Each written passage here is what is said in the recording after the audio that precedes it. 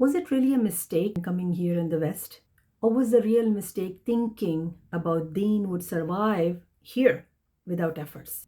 Allah ties the Deen with obedience, sacrifice, and responsibility. So wherever Allah sends us, responsibility and purpose follows to enjoin the truth and to forbid the evil. If we came to the West and abandoned the responsibility, the tarbiyah, or the Islamic discipline, the mistake was not the hijrah, it was the migration without the mission.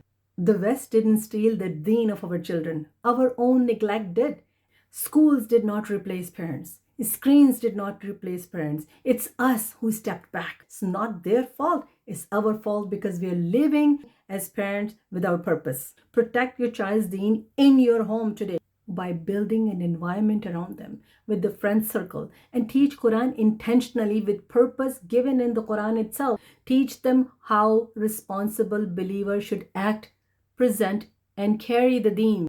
Stop raising the children who think Islam is optional or actually something personal that they need to carry within their heart. Remember, living in the West is not the problem. Living without purpose is.